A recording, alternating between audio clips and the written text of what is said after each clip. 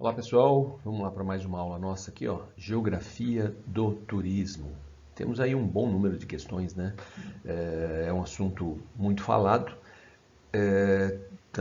aquela expectativa de que sempre vai aumentar o número de turistas aqui no Brasil, né? O vestibular cobra bem. E, lógico, num ano de pandemia, é claro que esse setor vai sofrer bastante, né? Já está um dos primeiros a sentir e um dos últimos também no processo de recuperação. Mas vamos lá, vamos dar uma olhada nisso. Temos aqui, ó, uma observação que eu acho que é importante. Turista é uma coisa, visitante é outra coisa. Tá claro aqui, mas é só para dar essa reforçada, né? Tá vendo? Turismo, uma atividade que envolve o deslocamento de pessoas, tá? No mínimo de 24 horas. Tá? E depois ela volta para o seu local de origem. Então, esse movimento é o turismo. Tá? Por quê? Porque o indivíduo, tendo ficado no mínimo 24 horas, eu posso imaginar o quê? Ele utilizou os equipamentos de transporte, ele fez uso de um hotel, refeições, visitou lugares pagos ou não. Se o lugar não é pago, é porque tem uma prefeitura, um governo, sei lá qual, estadual, federal, ou uma entidade que banca, que custeia. Então, o turista é aquele que vem e se envolve, né, com as atividades do local. O outro, aquele que vai passar algumas poucas horas, é o visitante, é o excursionista. Então, nós vamos falar do turismo. Né? Beleza? Então vamos trabalhar isso aí. Ó, indústria do turismo. Nosso material diz isso, um dos setores que mais crescem. Eu coloquei aqui uma interrogação. Óbvio, vamos pegar, por exemplo, 2008. Segundo semestre de 2008. Estourou lá a crise nos Estados Unidos e logo atingiu o mundo inteiro. Não é? Nós tivemos ali uma queda do produto interno bruto praticamente do mundo todo, né? Uma crise que foi comparada com a Grande Depressão, né? Aquele momento pós 29, pós a quebra da bolsa de 29. Então é óbvio que ali o turismo também caiu drasticamente.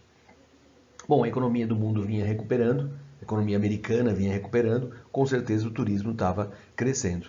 Os Estados Unidos não é o país que recebe o maior número de turistas, mas é um dos grandes emissores, né? Americanos visitam aí muitos lugares mundo afora, né? Então, se os americanos voltaram a viajar, pronto, né? Certamente o setor vinha se aquecendo. Aí vem a pandemia e tudo para. Começou pela China, a pandemia. A China é um dos maiores emissores também de turistas. Então, esse turismo é o setor que mais cresce? Depende. Nesse momento, óbvio que não. E vai demorar um pouco para voltar a crescer. Isso é certo. Aqui fica a dúvida com relação a um país, um estado, um município, depender do turismo. O interessante, por exemplo, para a França, vamos ver já, é o país que mais recebe turistas. Claro que o turismo é importante para a França, mas o turismo complementa a economia. Tá? A França não vive, a Holanda, tá, é um país que recebe também muitos turistas. Não tá entre os 10 primeiros, mas é um país muito visitado. E, mesma coisa, o turismo complementa a economia da Holanda. Viver do turismo é uma coisa muito preocupante. Por quê? Nesse momento, como ficam os lugares que dependem do turismo? Não é?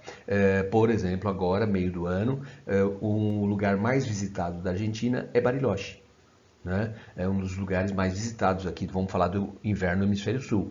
Né? Então, quando é inverno no hemisfério sul, Bariloche é um dos lugares mais visitados. Né? As estações de esqui do Chile, né, são consideradas as melhores do hemisfério sul. Tá? Para profissional, se é para turista, talvez Bariloche, mas para profissional é o Chile. E com certeza o turismo de inverno é um turismo que envolve um público de geralmente um poder aquisitivo acima da média. Né? Os campeonatos de inverno, né, também envolvem marcas, né, patrocínios aí milionários, e esse ano vai ser um fiasco. Certamente nem vai ter a temporada de inverno lá do Chile, ou se tiver, vai ter sem público. Acho que é uma coisa pouco provável, né, que venha a acontecer. Então é triste você escutar, por exemplo, prefeitos de municípios do Nordeste brasileiro, né, dizendo que o futuro está no turismo. Né? É muito perigoso. O turista pode desaparecer por algum motivo, né, e você não tem o que fazer. Tá? Bom, movimenta muitos recursos, não há dúvida, gera muitos empregos das mais diferentes qualificações, né? Vamos imaginar o que precisa de mão de obra qualificada para construir os resorts que temos pelo Nordeste ou para construir os parques temáticos, né, lá da Flórida. Então imagina o que tem de mão de obra qualificada nisso, né, para desenvolver, para construir, depois a manutenção daquilo. Né? Então, sim, turismo gera muitos empregos, não há dúvida. Agora, nós vemos no Brasil, quem foi para o Nordeste e teve um olhar mais geográfico aí, você vê que no entorno de todos os resorts você tem grandes favelas. Boa parte da população que trabalha ali, né, inevitavelmente, devido à exploração, aos baixos salários, vive nesses locais. Né? É um setor que está vinculado com muitos outros setores, né? O transporte, a indústria de alimentos, né? Entretenimento. Então tem muitos setores envolvidos, não é só o turismo. É um setor muito importante, não há dúvida. Aqui o turismo, né, o crescimento do turismo, vantagens do crescimento do turismo. Bom, melhora as condições de vida, tá? Melhora. Né? Eu disse que os salários são baixos, só que muitos estão felizes por terem pelo menos um emprego, né? Pode ser em alguns casos é terceirizado ou não, mas mesmo sendo terceirizado, tem um registro em carteira, portanto tem o FGTS, tem as férias remuneradas e tal, né? Um seguro de vida, né? Mas longe das condições ideais, né? Mas que existe uma melhora, existe. Tá? Avanço tecnológico nos transportes, né? A gente pode falar que assim, acompanha o turismo e ao mesmo tempo a própria população acaba se beneficiando. Vamos lembrar da Copa do Mundo? Falavam tanto do legado da Copa. O que seria o legado da Copa? Nós vamos construir modernos estádios que depois serão utilizados nos campeonatos nacionais. Nós vamos melhorar a rede de transportes, né? E esse transporte depois, essa moderna rede de transporte, fica para quem? Fica para a população. Né? Lembra da promessa do metrô? Metrô não, do trem ligando a Grande São Paulo até o aeroporto de Cumbica? Era para a Copa, não ficou pronto, aí passou para os Jogos Olímpicos, né? Em 16, né? E também não ficou pronto. E agora que ficou pronto, não chega até o aeroporto exatamente. Né? Então, muitas vezes, essa conversa, né, de que nós vamos investir nisso e a população vai se beneficiar, nem sempre se beneficia. Mas, né, é difícil você avançar no turismo se você não tem um eficiente sistema de transporte. Né?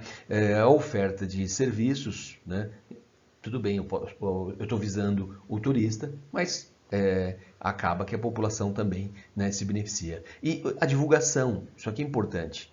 O turismo ajuda a divulgar o país, para o bem e para o mal, né? Evidente. A China, quando realizou os Jogos Olímpicos, né, o que a China queria? Né, com aqueles ginásios, né, que você olha para os nossos, meu Deus, não temos. Né? Quando você vê, por exemplo, uma etapa da Fórmula 1 lá de Xangai, você olha para aquela pista, aquele autódromo, e aí compara com Interlagos, fala, meu Deus, né, temos aqui uma pista de kart. Né? Então, a China, quando buscou sediar os Jogos Olímpicos, ela queria mostrar exatamente isso. Né? Quando você pensa no público acompanhando os Jogos Olímpicos, é muito maior do que uma Copa do Mundo de futebol. Então, a estratégia chinesa, uma delas, né, foi exatamente essa. Vamos trazer a imprensa para cá, vamos mostrar a nossa modernidade.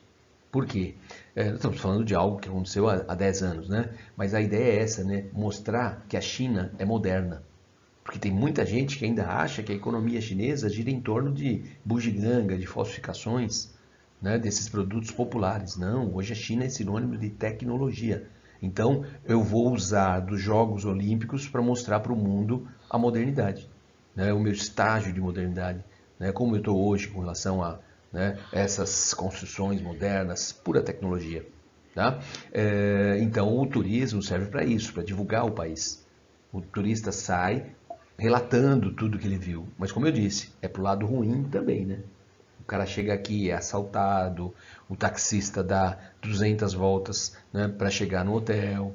depois o cara para lá para tomar uma cerveja, 1, 2, 3 dias ele descobre que, opa, peraí, cobraram muito mais no primeiro dia, né? Ou muda de um lugar para o outro, o preço muda completamente, né? E a gente sabe que tem lugar que é assim, infelizmente tem lugar que é assim, tem um cardápio para turista e um cardápio para o morador local, né? O hotel, quando você chega e vê lá, aceitamos dólar e euro.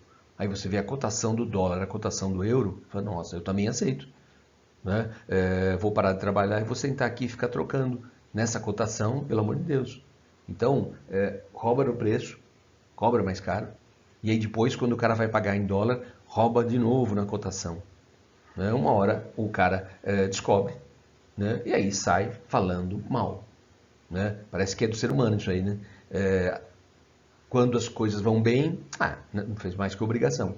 Agora, quando vai mal, eu vou contar para todo mundo que eu fui naquele país e que me deram um chapéu, né? Uma vez na Itália, num hotelzinho muito simples, né? Eu paguei, na época não era euro, e a lira, né? Era cheio de zero, você meio que perdia a noção daqueles números, né, estratosféricos, mas era um hotel muito simples. E pouco mais que um hostel lá, que um albergue, né? Eu paguei, estava com um amigo, saí, tô no meio da quadra, vem um italiano gritando que nem um doido, eu falei, meu, erramos, tá faltando alguma coisa, destruímos o quarto, sei lá, o que que ele tá querendo? E ele só queria devolver o dinheiro. E ainda deu uma bronca na gente. Toma cuidado, né?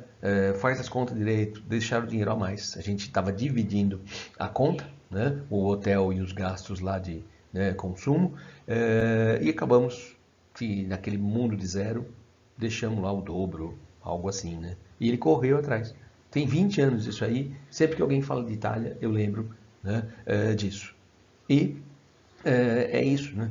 Ajuda a divulgar, mas também divulga o lado ruim. Eu coloquei aqui, né, o ranking dos 10 países que recebem mais turistas. Acho que, né, ninguém vai decorar isso aqui, mas é importante ter uma noção, né? A França há muito tempo é o número um, né? 86 milhões de turistas visitam a França anualmente, né? Isso foi publicado em 19, os números, portanto, de 18. Né? Os 3, 4 primeiros aqui não mudam, 5. Né? O que aconteceu, uma mudança significativa que teve aqui, ó, porque esses três, né, estão aí há um bom tempo. A França, então, nem se fala. A Espanha, Estados Unidos. O que mudou recentemente foi a China. A China pulou de quinto para quarto lugar. E eles têm lá um plano que é, óbvio, como tudo, chegar em primeiro lugar. E de recursos financeiros para subsidiar o turismo, eu acho que não falta, né? E eles vêm construindo uma infraestrutura gigantesca para receber os turistas. Atributos históricos, naturais, pô, a China tem de tudo, não é só a muralha. Né? Vem crescendo, sim, vem crescendo bastante. Então você vê aqui os números, né? 86 milhões, 81, 76 milhões. São números bem significativos. E 86 chama atenção, né? Vamos lembrar que a França é do tamanho de Minas Gerais, né? Então isso movimenta bastante a economia, né? E a França ainda tem muitos pequenos estabelecimentos, né? Saiu do grande centro Paris, né? Você vai ter muitos pequenos estabelecimentos, mesmo nas cidades médias, né? Bordeaux, Lyon, Toulouse, Nantes, mesmo nas cidades médias, né? Você tem um número bom de pequenos estabelecimentos e nesses lugares o turista faz toda a diferença, né? Bom, e aí você vê aqui, ó, o Brasil recebendo 6 milhões de turistas. No ano da Copa ou dos Jogos Olímpicos, aí foi uma loucura, muito mais, 6,5 milhões. Eu coloquei aqui a cidade de Nova York, 13 milhões. Tá? Não está no ranking, não é Estados Unidos, é só a cidade, 13 milhões, sendo que boa parte passa pelo Central Park. Visitar Nova York e não pisar no Central Park, não visitou, né? Então dá para falar que o parque recebe mais gente que o Brasil inteiro. Né? Tá difícil, né? Tá difícil. Temos o Ministério do Turismo, não temos mais o Ministério do Trabalho, mas o turismo a gente ainda tem. e nada de conseguir fazer aumentar esse número de turistas. E aí, eu tirei isso aqui do site da Embratur, né, que é do Ministério do Turismo. Né? E olha o que a Embratur está dizendo, vamos ver a data aqui, ó. Mês 10 do ano passado, atual governo. Embratur abre as portas do Brasil para turistas chineses. A própria Embratur reconhece o quê? É a continuidade, é a mesma página. A China é o país que mais emite turistas para o mundo. 141 milhões de chineses viajando ao exterior anualmente. Por ano, 141 milhões de chineses viajam para fora. Olha o número. Lembra, o Brasil recebe 6 milhões. Atualmente, 60 mil chineses visitam o Brasil. Só 60 mil. 141 mil chineses saem. Só 60. Não vou nem calcular a porcentagem porque não vou conseguir agora. Mas é insignificante, né? Os chineses ignoram o Brasil. E pior, aqui ó, o general, o vice, Hamilton Mourão, participou do evento, agradeceu a oportunidade de o país ser um dos convidados de honra do evento. E não tenho dúvidas que somos atualmente a melhor oportunidade para negócios. Né?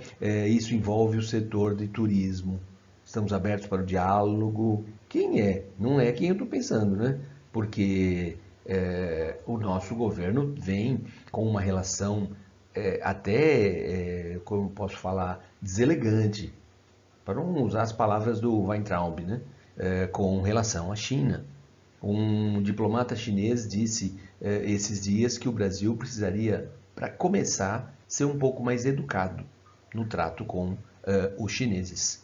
Então, o próprio governo reconhece, né, que recebemos uma quantidade insignificante, que a China é o maior emissor de turistas. O presidente reconhece a coisa e depois essas declarações horrorosas, né, da China comunista, que o vírus foi criado na China, que o chinês é porco. E como que você vai atrair? Você acha que essas informações não chegam lá aos chineses? Com certeza esses chineses aqui são economicamente privilegiados. Né? Esses caras têm acesso à informação. Né? Então fica difícil, né, um avanço do turismo numa situação dessa. Se você briga com o maior emissor de turistas, o que você quer? Bom, turismo no Brasil. Vantagens. Aqui ele coloca vantagens, mas ele fala exuberância natural, diversidade cultural. Então não seriam vantagens, seriam assim, o que o Brasil tem, né? O que o Brasil tem para oferecer. Tá? Então, sim, paisagens naturais, tá? A Amazônia, o Pantanal, bonito. Bonito, Mato Grosso do Sul, mas não é Pantanal, é até outra bacia, né? Hidrográfica. Mas é um lugar também muito visitado, é de uma paisagem natural espetacular. E o Rio de Janeiro, então, né? Que é uma mistura de urbano e natural. Tem uma floresta tropical no meio da cidade, Tijuca. Né? Não é um lugar qualquer que você encontra aquela beleza toda. Temos também o quê? O turismo histórico. Claro, cidades históricas de Minas, os quilombos, ia falar quilombola, quilombola é o morador do quilombo. Vários quilombos estão abertos para visitação. Né? Você tem fazendas no Vale do Paraíba, no sul da Bahia, né? Fazendas que acabaram se abrindo para o turismo, um turismo rural. Lá no sul da Bahia, você tem, por exemplo, as fazendas do cacau, no Vale do Paraíba, né? A partir ali de Taubaté, você tem as fazendas da antiga produção de café do início do século XX. Né? Então tem esse turismo histórico. Tem a região das Missões, né? Que é a faixa oeste do Rio Grande do Sul, na divisa com a Argentina. Tanto pulando lá o rio, do outro lado você vai ter as Missões Argentinas. Um lugar muito, né, visitado, muito, né, dá um desconto, né? O turismo arquitetônico não é só Brasília, né? Você tem todo aí um parque arquitetônico, né, que é reconhecido lá fora. Turismo de negócios, a gente não pode esquecer. De vez em quando você acha uma lista das cidades mais visitadas, né, 5 mais visitadas, e aparece São Bernardo do Campo. Mas quem veio aqui pescar na Billings? Não é porque reuniu todo tipo de turismo, e entre eles o turismo de negócios, pela presença das montadoras, das autopeças, embora algumas aí já estão fechando, né? O futebol, né? Vou admitir aqui que não fui, mas eu sei que tem gente que vem para São Paulo só para visitar o Museu do Futebol, né? Que fica lá no Pacaembu, é isso? É, né? É, certeza. Bom, então, fora isso, tem, né? O futebol movimenta muito dinheiro, tem aí torcedores fanáticos, então o cara quer conhecer o Maracanã, o cara quer conhecer o Morumbi, não pelo São Paulo, mas pela história por trás do estádio, né? Tem aí uma legião de adoradores do Pelé, né? Então eles querem vir para cá, né? Para ver onde o Pelé começou, lá no campo em Santos e não sei o que mais. Desvantagens, a violência, todo tipo de violência, né? O Brasil ainda é visto como, né, rota do sexo e das drogas. Então, infelizmente, tem muito isso aqui, né? Exploração sexual, inclusive infantil, né? O transporte, né? Aqui algumas vantagens, alguns problemas, né? O transporte é muito precário, o custo, inclusive quando você pensa em voos regionais, né? O custo é muito alto. Então, por exemplo, vamos voar daqui para o Pantanal, né? É um voo, não sei se vai visitar a parte norte ou sul do Pantanal, mas vamos ter que voar para as capitais, né? Vamos ter que voar lá para Cuiabá para visitar a parte norte, ou Campo Grande, o sul, né? E esses voos não são voos tão frequentes, então as passagens são caras, né? E geralmente o turista, quando vem para cá, ele chega pelo Rio, por São Paulo, Salvador, né? Então fica complicado, né? O cara está em Salvador e fala, quero conhecer o Amazonas, quero conhecer Manaus. Olha aí, faz uma pesquisa, uma passagem Salvador-Manaus. Tá? O preço é muito alto. Né? Que mais? E o problema aqui de burocracia, né? De papelada, né? Visto. O Brasil ele opta pela reciprocidade. Então, por exemplo, o Chile liberou a entrada de brasileiros, isso já tem 10 anos, né? Se não tiver até mais. Mas o Chile liberou a entrada de brasileiros simplesmente com o RG. Né? Não vale a carteira de motorista, mas o RG. Né? Então, se nós podemos até voar, né, para o Chile, você não precisa passar pela Argentina, né? Então nós podemos pegar um avião e ir para o Chile simplesmente com o RG, os chilenos vêm para cá com o seu RG. Né? Vamos para Lima, no Peru. Nós só precisamos do passaporte. Tá? Não precisamos de visto. Então o peruano pode voar para cá sem visto, mas precisa do passaporte. Eu quero ir quero ir para o Japão. Você precisa do passaporte e, óbvio, precisa do visto. Então, eles também precisam. Não precisam mais. Por quê?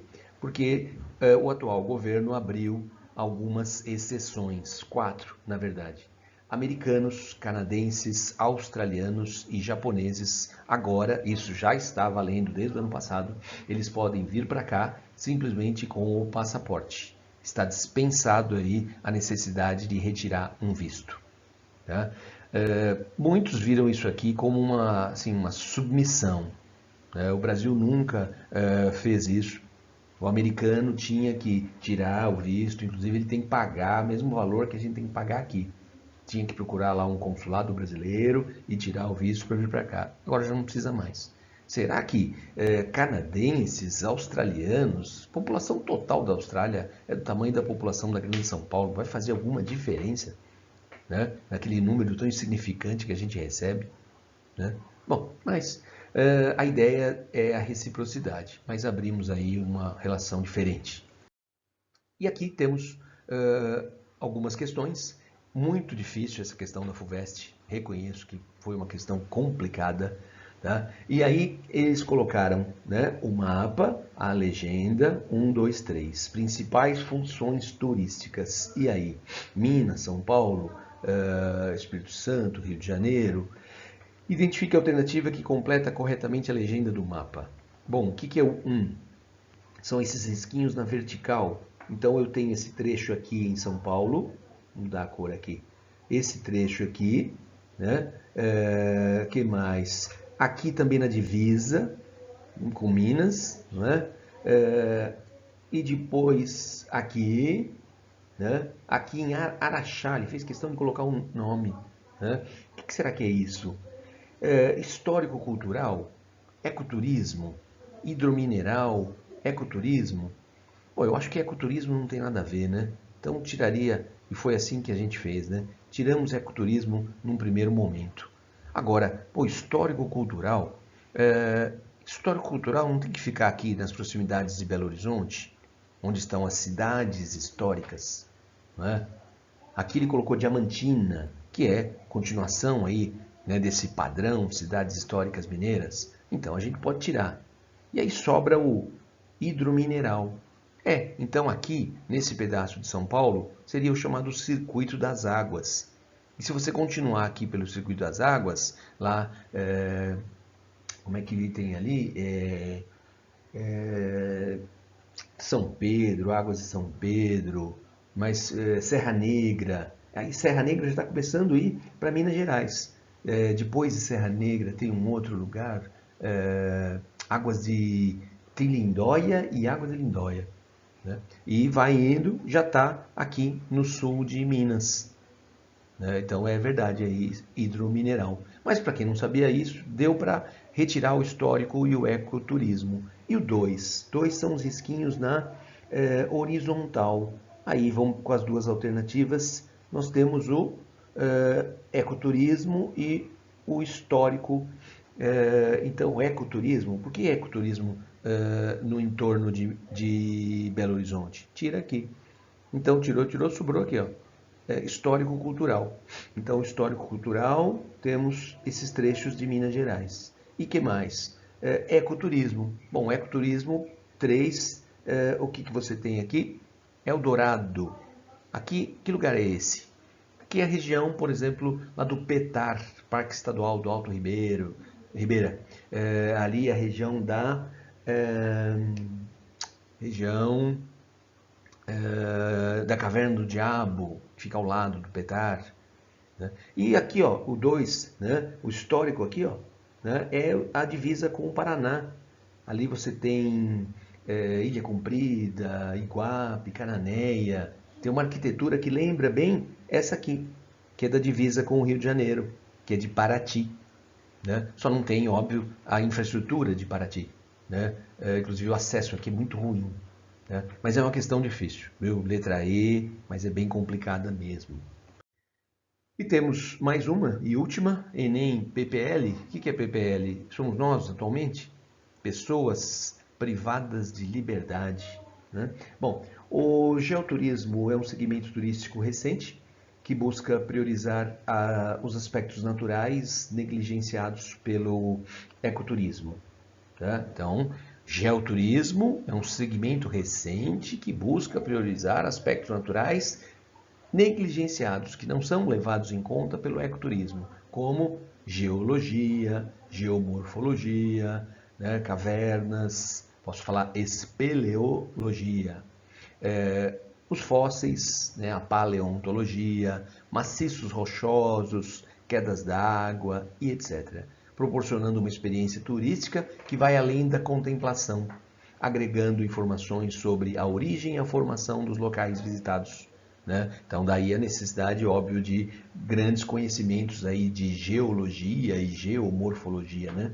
Geologia, lembra, estuda a estrutura do relevo, as rochas. Geomorfologia estuda as formas. Geomorfo, forma. Né? Bom, atualmente no Brasil, a utilização de pequenas propriedades rurais para a prática descrita pelo texto é indicada como um método que, o quê? Usar uma pequena propriedade para fazer algo parecido como está no texto, possibilita a exploração de recursos minerais. Não é para explorar o recurso mineral, sem degradação da fauna e da flora. Não é para explorar o recurso mineral, é para explorar o entretenimento, a contemplação da riqueza mineral. Não é explorar o recurso. Associa a conservação do bioma e ganhos financeiros para o proprietário da terra. Essa aqui, né, parece a correta. Permite a migração da população rural sem perda da sua identidade cultural? Não, é o contrário. Se eu tenho uma pequena propriedade, isso vai me dar um reforço financeiro, evitando a migração, facilitando a permanência desses pequenos proprietários ainda no meio rural. Impede o uso das áreas de mata para cultivos dependentes de sombreamento. Nossa, né? Esquece. E viabiliza a produção agrícola com a utilização de culturas comerciais. Ninguém está falando de laranja, ninguém está falando de café, está falando de outro papo. Então, associa, né, a manutenção. Claro que eu preciso garantir a manutenção daquela beleza natural para ter o fluxo dos turistas, não é isso? Lembrando que primeiro a gente tinha que ter lido a pergunta, né? O texto tem 5 linhas, 4, não dá nem para... no meu aqui não dá para enxergar, né? Daria uma lidinha aqui também rápida, né? Mas primeiro vê do que se trata, depois lê o texto. Letra B de bola, e é isso aí. Vamos lá, qualquer coisa, Facebook. Até, tchau.